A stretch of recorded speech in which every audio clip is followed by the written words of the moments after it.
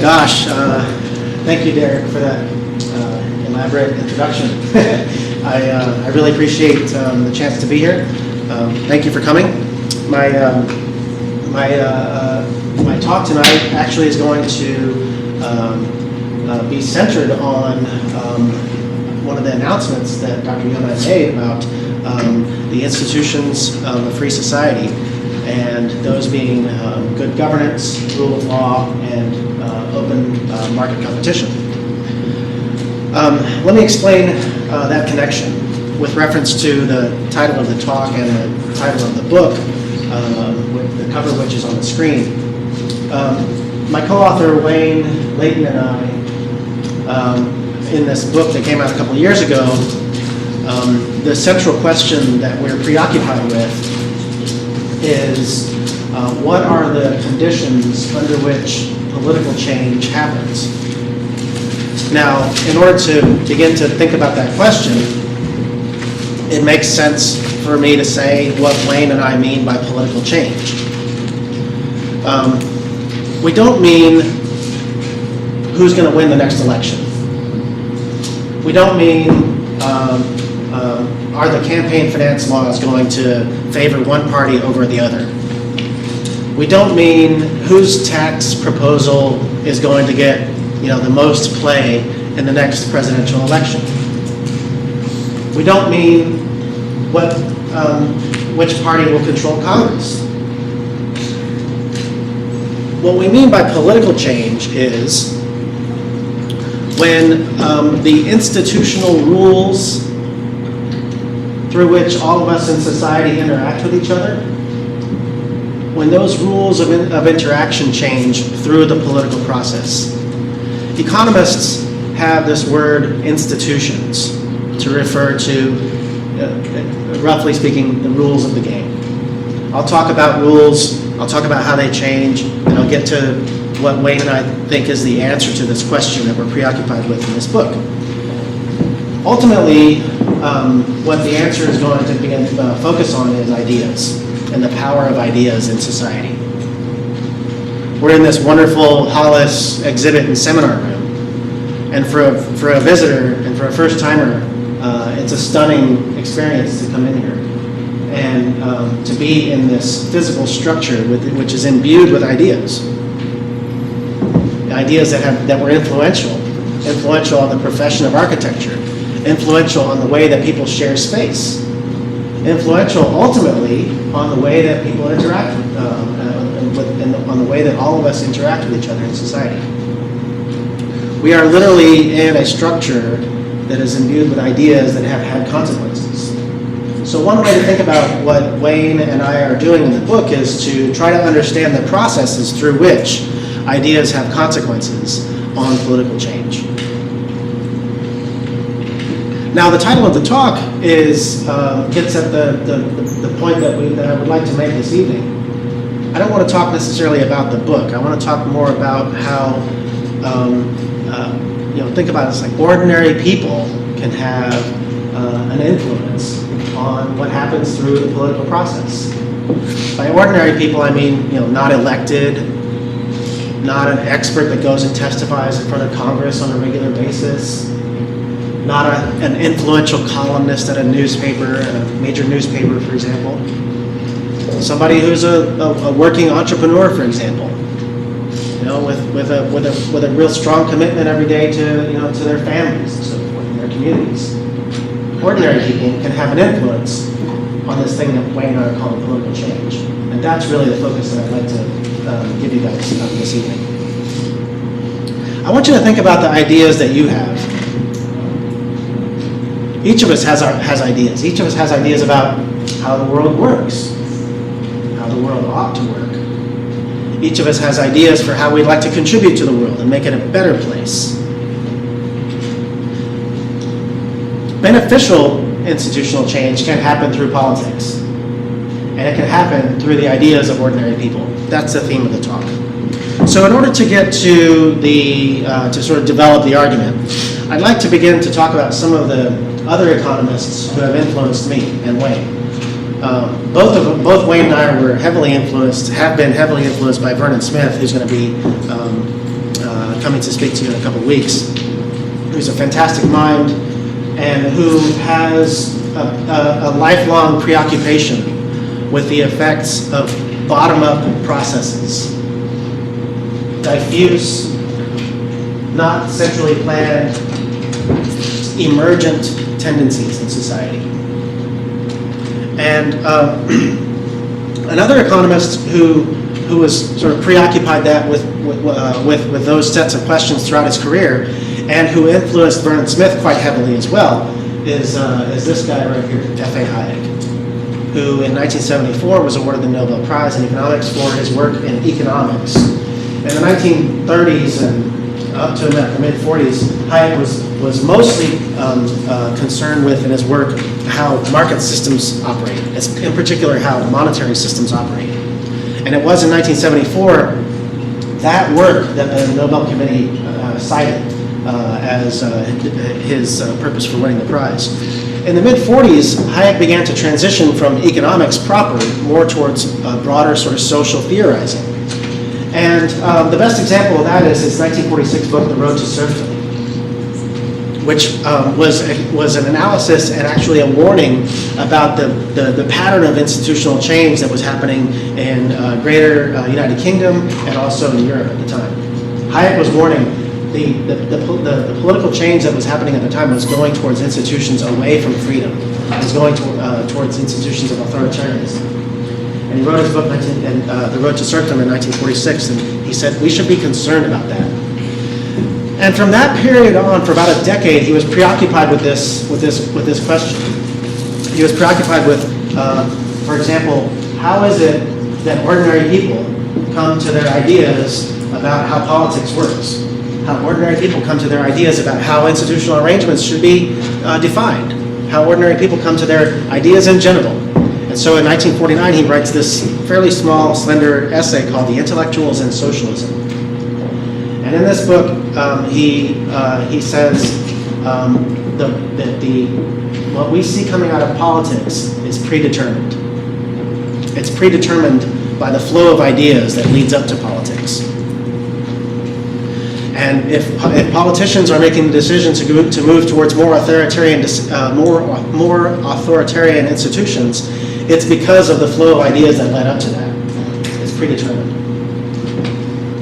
And he says the reason why we're moving away from freedom and more towards authoritarianism is because people are becoming persuaded by the ideas of socialism.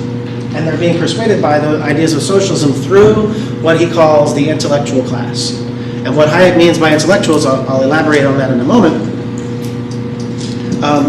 But to sort of the bookend to this project of his comes 5 years later with this book that's called Capitalism and the Historians.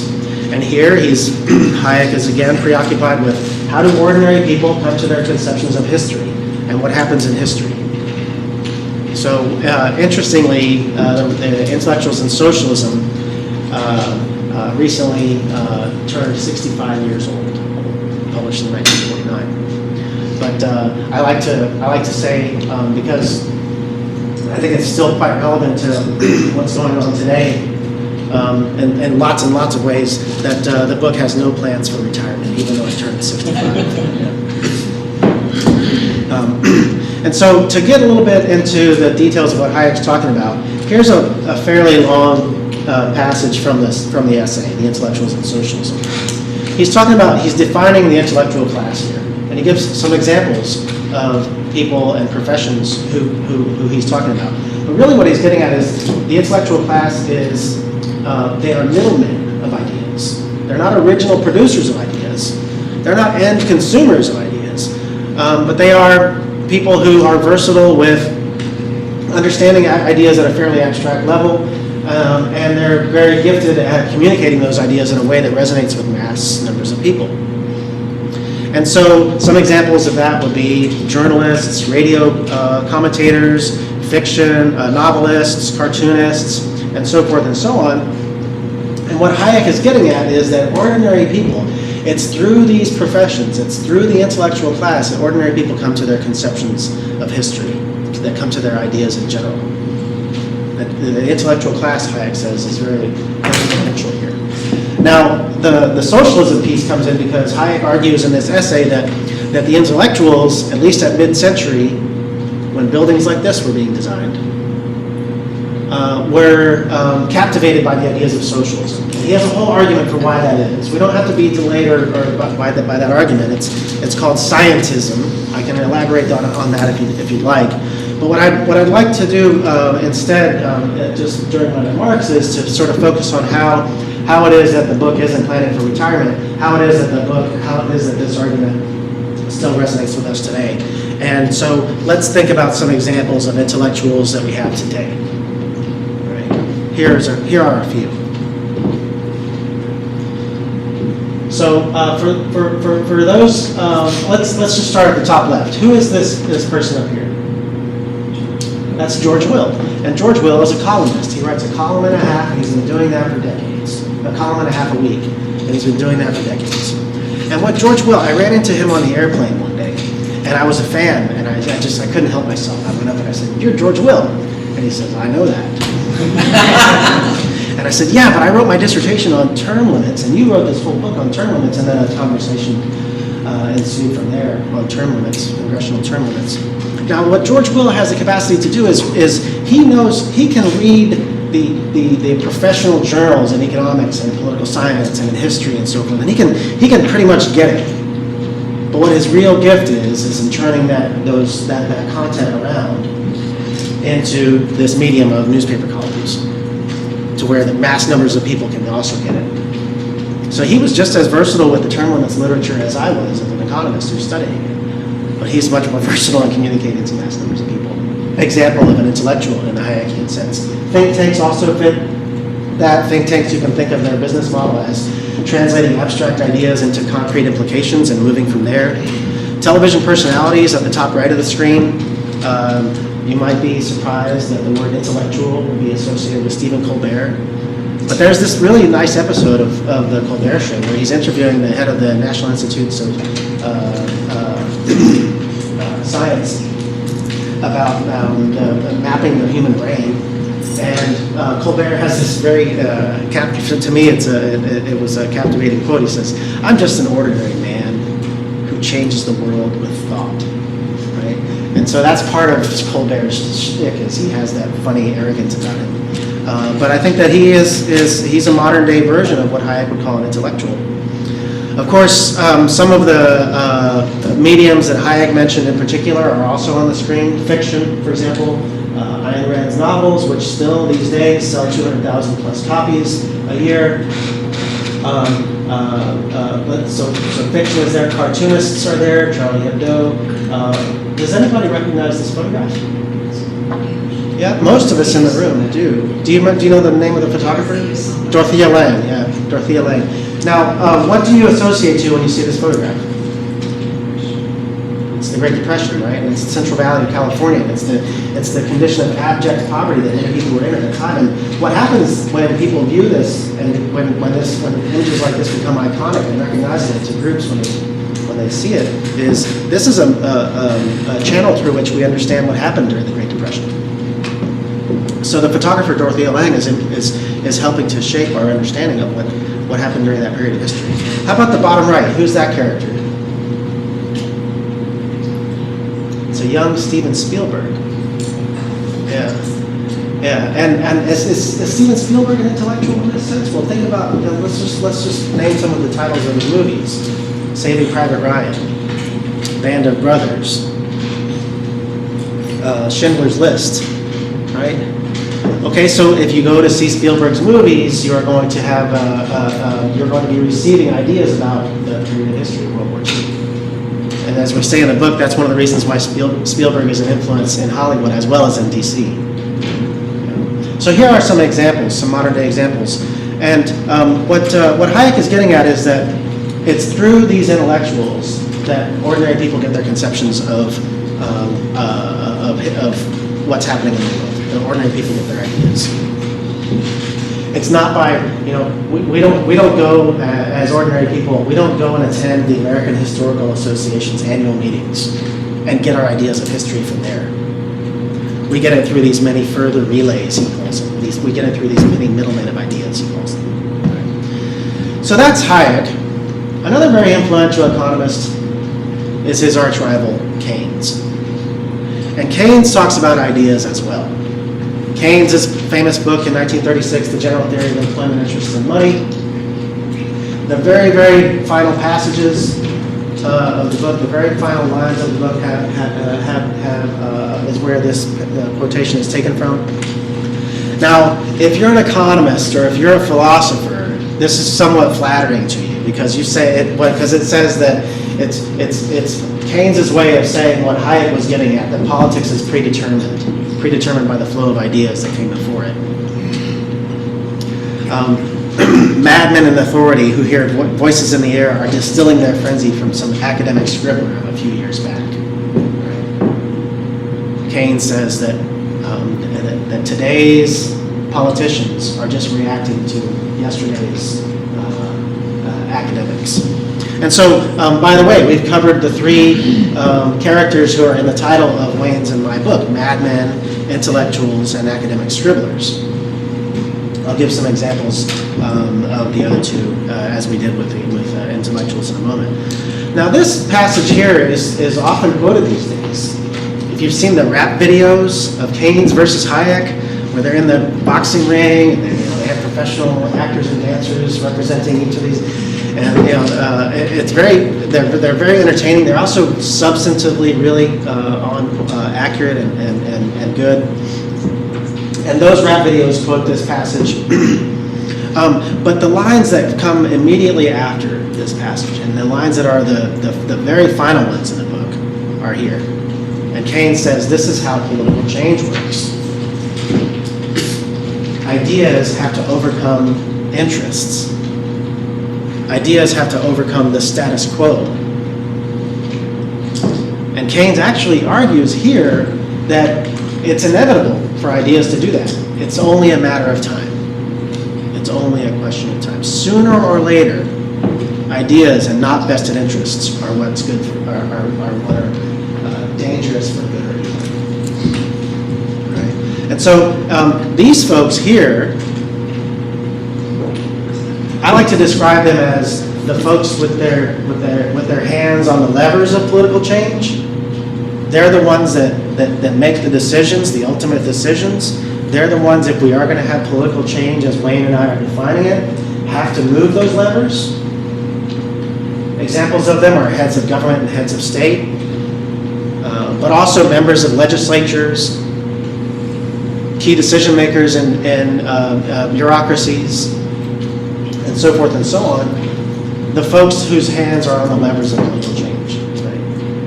And this, notice it's not a left or right thing. Keynes's phrasing, which is often very colorful, is colorful in the sense, in this reference to a madman in authority, right? So you have, I guess, as a coincidence that these two are on the left-hand side of the screen, I don't know, whereas these two are on the right side of the screen, I don't know, just kind of came out that way maybe. Who's this guy? That's Robert Mulroney, the Prime Minister of Canada in the 90s. Lots of fiscal restraint reforms came under Mulroney's watch. So there are some examples of the madman. So what Keynes and Hayek are getting at here is that the academic scribblers and the intellectuals are who matter. Because the madmen in authority are just going to respond to those other two characters. And so one way to think about what Keynes and Hayek are getting at is that there's this top-down process that happens where the professional historians do their thing, and then the intellectuals translate and repackage and communicate that to mass audiences, and then the madmen in authority reacts to what mass numbers of ordinary people believe. And from that, sooner or later, we get political change. Now, that's one piece of the puzzle, but it's more complicated than that. And in order to see how it's more complicated than that, we go to an economist even before Keynes and Hayek, one who is influential on Keynes and Hayek, as well as on Vernon Smith, and as well as on me and many other economists, this handsome-looking fellow, John Stuart Mill. John Stuart Mill. He's photographed here in one of his happy moments. He's giving us a nice stern look, isn't he? He's giving us a stern look as though whatever he says, you're not going to like it. You're going to be disappointed. And especially if you're Keynes and Hayek, you're going to be disappointed because Mill says there's more to it than just ideas ultimately defeating interests. He says ideas on their own don't do anything.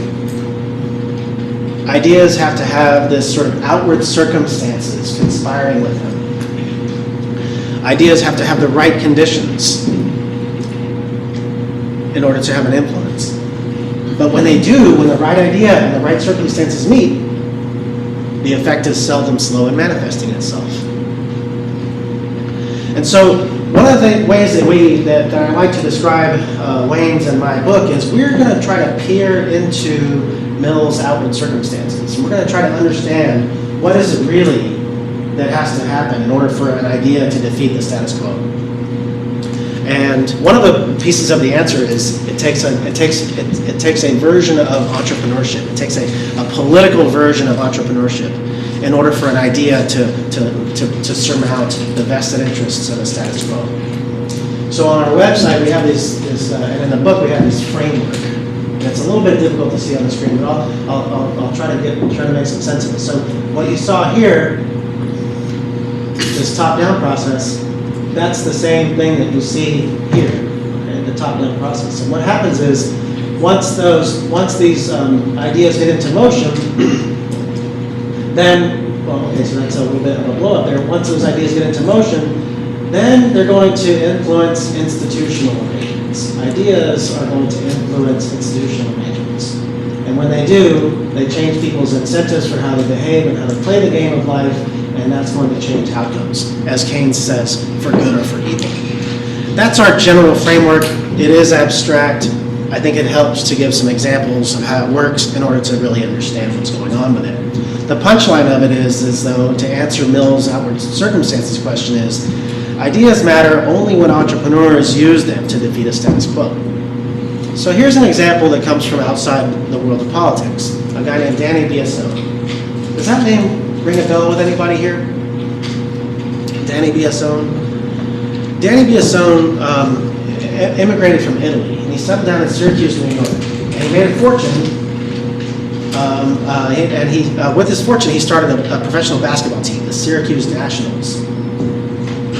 And in the 1940s, the professional basketball had a problem on its hands. The problem was that coaches and players weren't playing basketball. Instead, they were playing keep-away.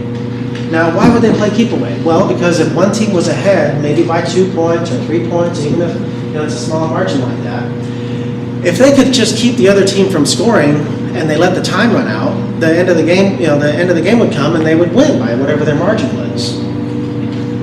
College basketball had their own version of this in the 1982 ACC championship with number 1 North Carolina playing number 2 Virginia. Both teams had only lost once in the whole season to each other.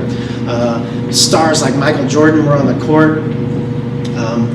In 1982, it might surprise the young folks in the audience to know that a national TV audience was a very rare thing for sports, especially for college basketball. But this championship game had a national TV audience, and the Greensboro Coliseum was just packed with excited people. The hype, the tension, the buildup was palpable. You could cut it with a knife.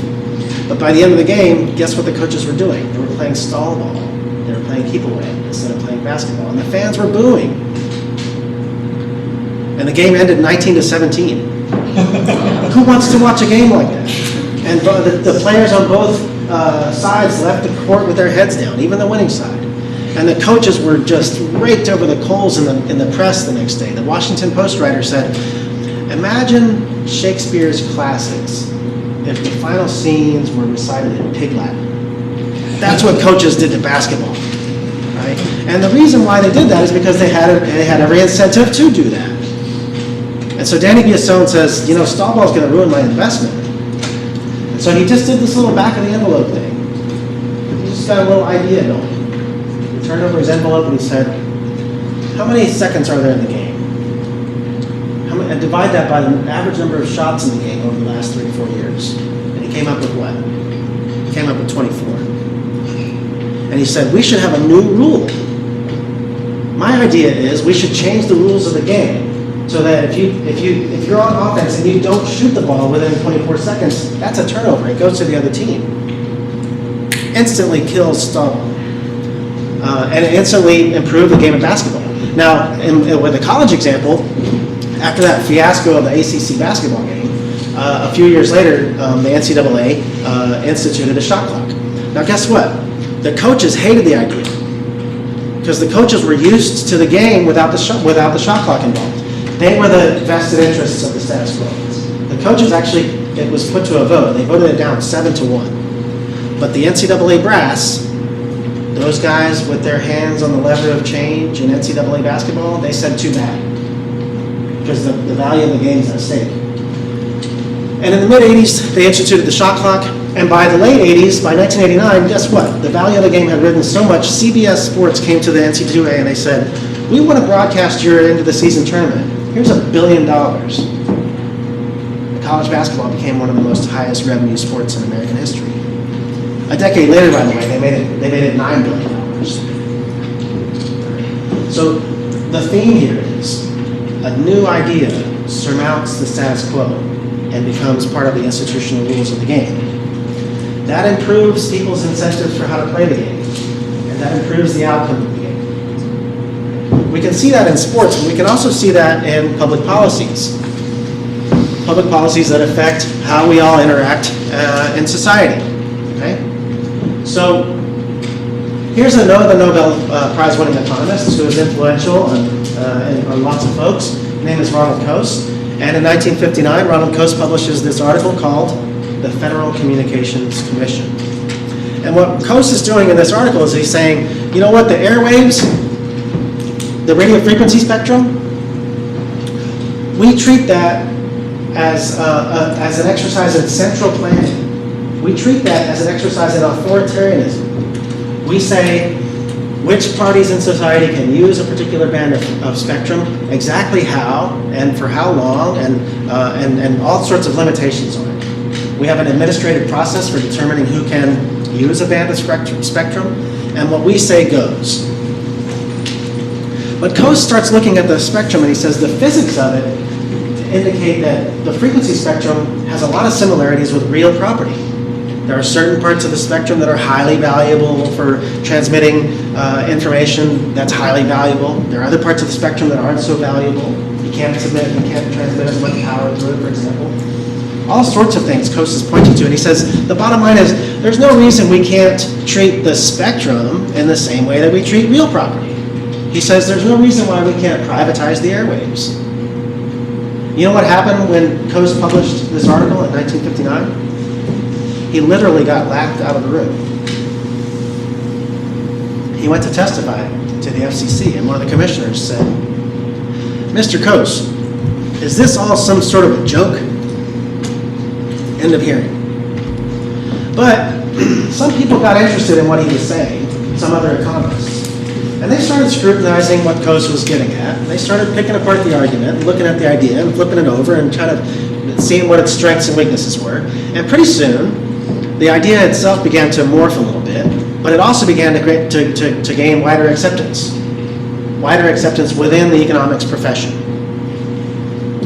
And then it wasn't just the economics profession, because you can think about some economists would come to DC and meet with lawyers and other economists at the FCC, or they would go to conferences and talk about what Coase had written and the articles that came after what Coase had written. The idea that Coase started in '59 began to disseminate some. And it began to disseminate not just within the economics profession, but to the agency staff at the FCC. And pretty soon those staff became convinced, yeah, this can work. We don't know exactly how yet, but as the idea began to become scrutinized over time, over the years, what it sharpened into was the idea of having auctions for licenses to particular bands of the spectrum license auctions. And that idea became widely accepted within the profession of economics, within the agency staff of the FCC, but it wasn't going anywhere yet. Why not? Well, the madmen in authority needed a reason why to do it. Along come the 1990s, and President Bill Clinton, who runs on a platform of deficit hawkery, and realizes, as a madman in authority, that the spectrum license auctions actually bring in real revenue. The first auction in 93-94 brought in $7.5 billion. Right? Now again, it might surprise some of you young folks to know that actually at that time made a dent in the annual deficit. Right? And it attracted Clinton's interest. It attracted the interests of the White House. And so pretty soon what you have is you have this, yeah, let's do this, and the FCC did it. They ran the auction, and the President of the United States shows up at the FCC, which doesn't happen very often. It happens very rarely, in fact. It happens so rarely that they had a big press conference for it. The commissioner was there, and the commissioners were there, and their chief advisors were there, and the President of the United States was there, and actually the Vice President was there too. They had this big check. You know those big checks for the photo ops? This big check made out to the United States taxpayer for something like $7.5 billion. And as they're sort of shuffling into place and getting ready for the photo op, what does President Clinton say? He's on form. He says, "I'd go anywhere for a check this big." And so so the rules of the game changed, and what was the outcome? The outcome was it gave an improved set of incentives to people to invest in the network and invest in devices. So that 20 years ago, if you had a mobile phone, it weighed a pound or two, it had a battery life of a couple few hours, it cost a lot of money, and all it did was voice. But today, we all walk around with these little powerhouses in our pockets, these little miracles of technology in our pockets that do voice and everything else. And you needed the network, and you needed the device to do that. And this privatizing the airwaves gave the incentives to invest in that. So that this is the outcome. So we have our example of beneficial change, from the sports world, and we have our example from the public policy world. There's another example that we talk about in the book in terms of airline rate and route regulation. Let me just ask you, by a show of hands, if you will, how many of you have flown on a commercial flight on an airline? Basically everybody, right? Now, if somebody were to ask that question 40, 50 years ago, very few people would raise their hands. And the reason wasn't because jet technology wasn't around. The reason was because the federal government regulated rates and routes. And air travel was very expensive. And it was very infrequently done. But this guy on the screen here, Alfred Kahn, an academic scribbler, a professor of economics, who went to DC and became something of a madman in authority because he was nominated by President Carter to be the chief of the Civil Aeronautics Board, which set the rates and routes for airlines. His mission was to close it down. His mission was to say, we should let the market do this. We should liberalize rates and routes. We should move more towards market competition. And he was helped by this madman in authority here, Senator Edward Kennedy, who as a relatively young senator found an opportunity to make a name for himself by closing down a federal agency. And that's what they did. And so that's why everybody in the room is raising their hand. That's the ultimate result. There are other examples. Many of them, just some of them are on the screen here over the decades. They all have in common that they're beneficial change despite vested interests in the status quo. But I've only gotten to the sort of the first half of what I'd like to, sort of almost the setup of what I'd like to impress on you today, because all of those examples are top down. All those examples are some figure in society, up in an ivory tower, if you will, comes up with an idea, and that idea filters down, and then ultimately the madmen in authority respond, and that idea has its consequences. But what about us? What about ordinary folks? This is what I wanted to get. This is the point that I wanted to get to, right? Each of us with our ideas. Each of us with our ideas of how we want to contribute to the world. A philosopher would refer to us as individuals and the ideas that we're pursuing. A philosopher would use the term our personal projects. What are our personal projects, and how can this framework that Wayne and I are getting at help to understand how the pursuit of our personal projects can have this bottom-up influence? That goes for lots of different types of ordinary people. College students, for example, parents, preachers, artists, programmers. Any ordinary person has what Wayne and I would refer to as an agent of beneficial change. Right. Well, to get to that, to get to those points, let's come back to Hayek. And Hayek says, look, politics is predetermined. But if you really want to have an impact, if you really want to have a beneficial, an impact on beneficial change, don't get into politics.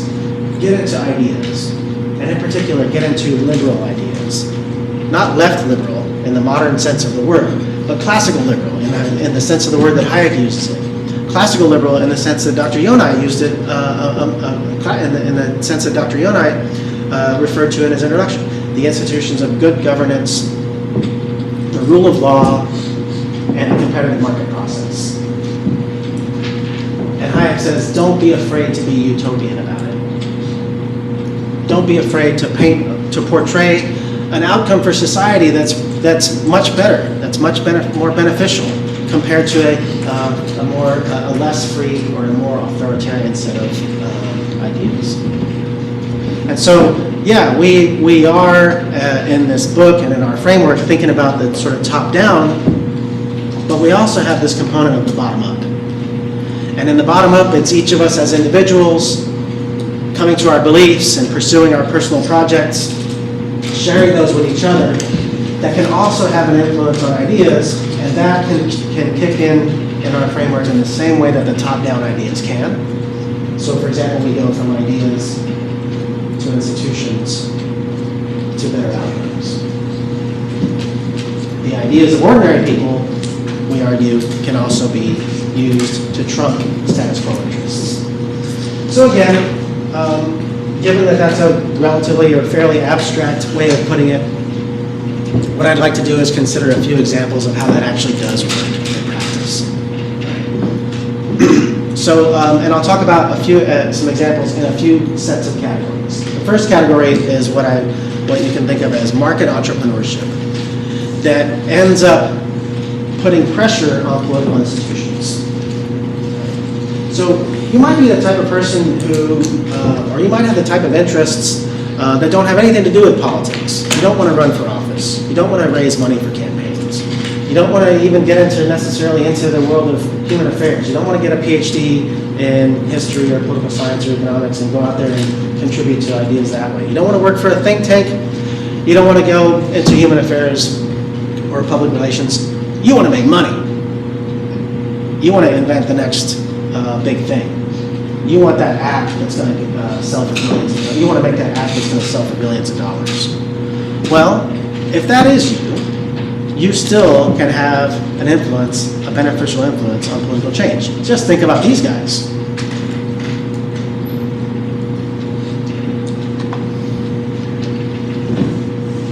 You have an app that allows people to communicate with each other about idle resources.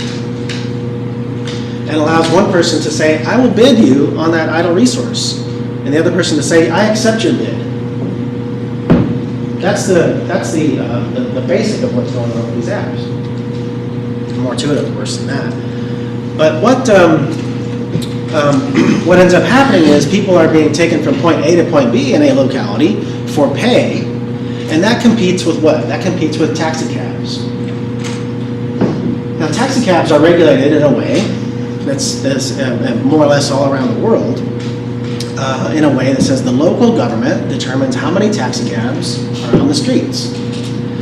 And it does some other things like requiring certain safety standards and things like that. But the basic thing it does is it says what's the quantity of taxi cabs that's going to be around. And the way it does that is frequently through this thing called medallions. It's essentially a license. The local government it requires you to have a license, requires you to have what's called a taxi medallion in order to run a taxi. Now, because the supply is limited, and because the supply is limited, then taxi cab drivers can charge prices that are above what would be the competitive rates in a completely free and competitive marketplace. That poses a profit opportunity to you. If you can get a license for a taxi cab, you can charge the above competitive rates, and that can be a profit to you. What cities started to realize is that they could auction off these licenses because people were willing to pay for them for the privilege of getting that profit opportunity. And what cities began to realize in big cities with with high density and where there were relatively limited number of licenses, these things were auctioning for very high figures, 6 figures, even 7 figures in New York City recently. In recent years, a taxi medallion was auctioned for over $1 million. You're paying $1 million for the right to drive a taxi cab in New York City. Do you like it if you have done that these guys have come along and started taking people from point A to point B in the city? That is eating into your profit potential. So what localities have to do, what local governments have to do, is they have to figure out, how are we going to deal with this? How are we going to balance the taxi cab companies who are breathing down our necks now to do things like ban Uber and ban Lyft, or make it to where they can't operate at a profit? How are we going to balance that against the very large benefits to consumers and also to these producers of this app and also to the drivers? In order to answer that question of how they balance it, they have to pull those levers. They have to change the rules of the game. And so what you've seen is in city after city after city, different cities have taken slightly different approaches. In California, it actually was a state rule that created space within the regulatory environment for these rideshare companies. And by making that change in state law, created the opportunity for both rideshare companies and taxi companies to exist in the marketplace legally. The upshot here is that just by inventing this app, and just by getting it out there and into usage, these entrepreneurs exerted pressure on political institutions, and the madmen in authority responded. Another example is these guys. Here's Sal Khan from Khan Academy. And here are the founders of Coursera. Sal Khan started off wanting to help his younger cousins, learn geometry and algebra and calculus. And so what he did was he made some YouTube videos. And he beamed the YouTube videos around the world. His cousins were around the world. And his cousins started watching the videos, and they learned math better, because Sal had this gift of putting math onto a screen that you could watch as a video. But an interesting thing happened. He started to notice that it wasn't just his cousins watching the YouTube videos. It was other people. And pretty soon it was a lot more people. And pretty soon it was tens of thousands of people. And people were saying, you got to make more videos. And the next thing you know, he's covering many more topics in mathematics and many more topics in other fields like accounting and even economics and public policy and so forth. And then the next thing you know, he has this very large operation with thousands and thousands of instructional videos. And that operation is exerting pressure on how higher education is regulated. There are college campuses across the country that are figuring out how can we try to exert influence on the rules of the game so that we can remain competitive in the face of these online educational mediums. Coursera in particular, which is what's known as, it's an example of a MOOC, massive open online course. A MOOC is viewed as possibly a direct substitute for face-to-face instruction.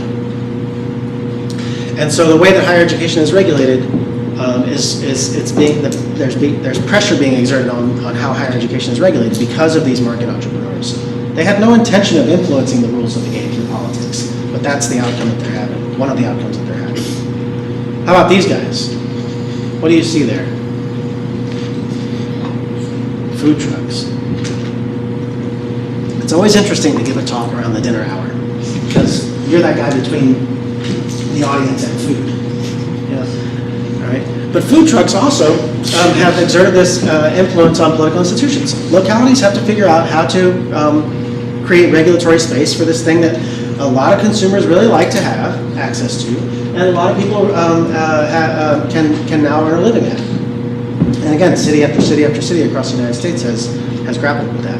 What do you see there at the bottom right?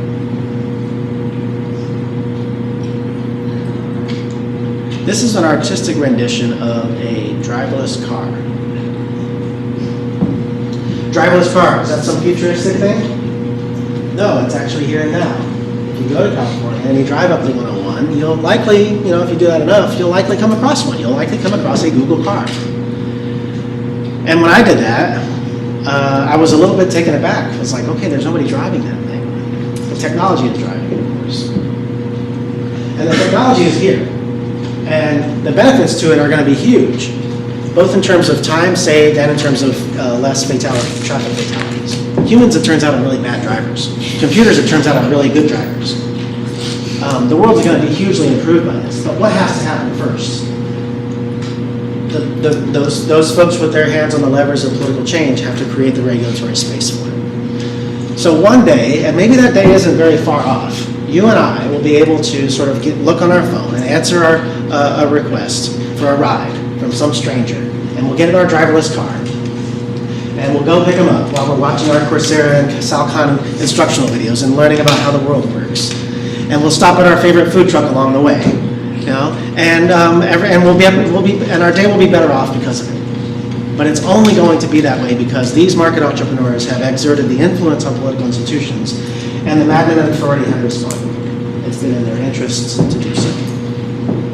A few other examples that we can sort of, I'll be relatively quick with these examples. Another category is what I would call evasive or even subversive entrepreneurship. So a particular set of rules of the game is viewed by some entrepreneurs as being, they want to get around that in order to pursue their projects. Homeschooling, for example. A concept called free cities, for another example.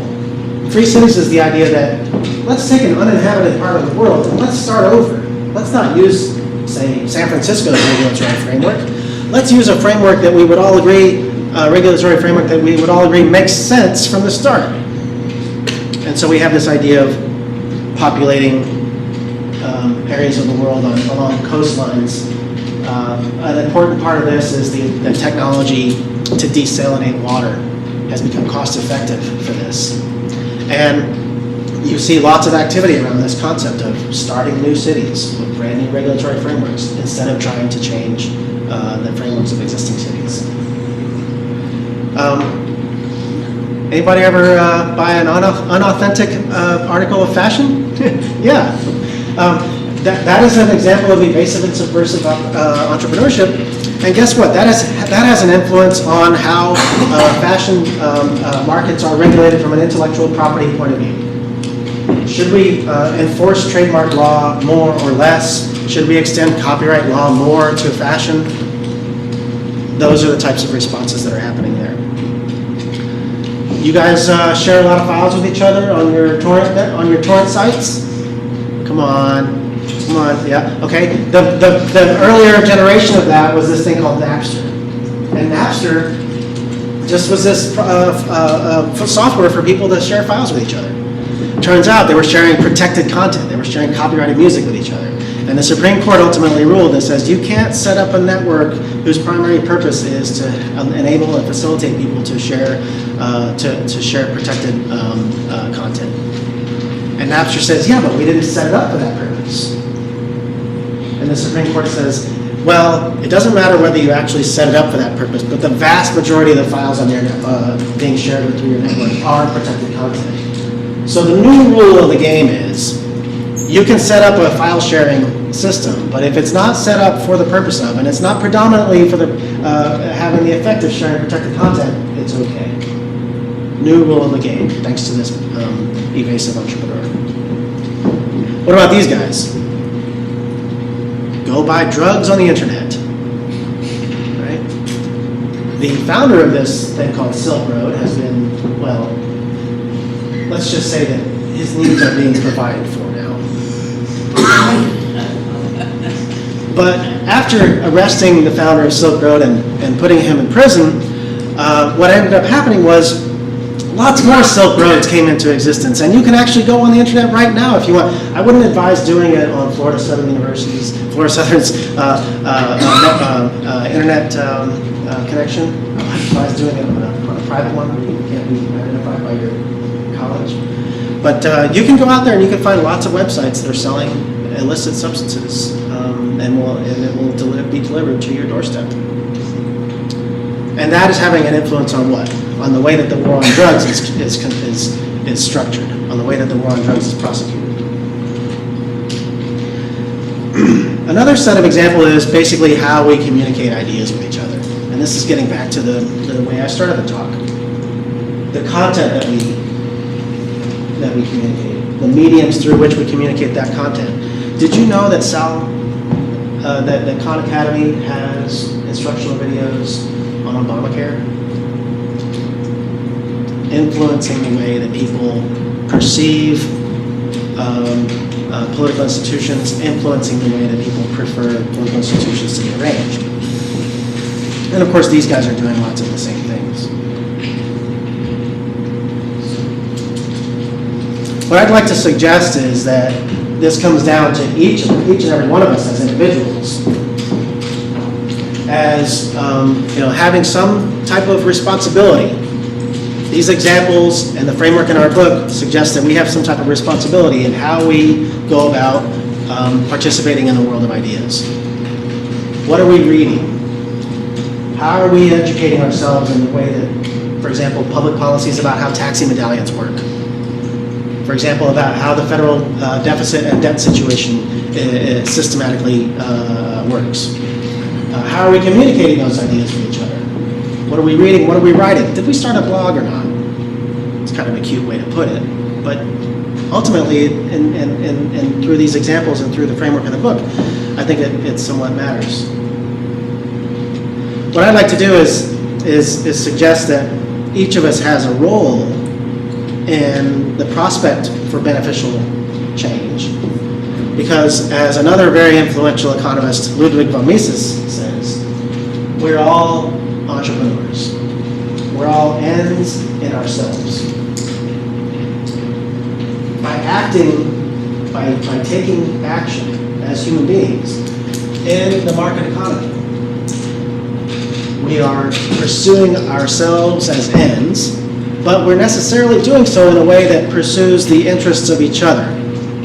We are both means to each other, and we're ends in ourselves. This is the message that Mises provides. Each of us is an entrepreneur, and by extension, each of us can be an entrepreneur of ideas. In 1943, Mises has this very this nice passage. He says, "If you want to improve conditions, you must propagate new ideas." And so I'll end with this repeating the inspirational Hayek here, with the idea that we can view that responsibility as an individual one, and we can be utopian about it. We can understand that our personal projects do have consequences, do have beneficial consequences through the way that ideas matter. We can make the building of a free society once more an intellectual adventure, a deed of courage. So thank you for your time today. Thank you for coming. It's a pleasure to be here. And I'd be happy to talk to you for a little while with some Q&A.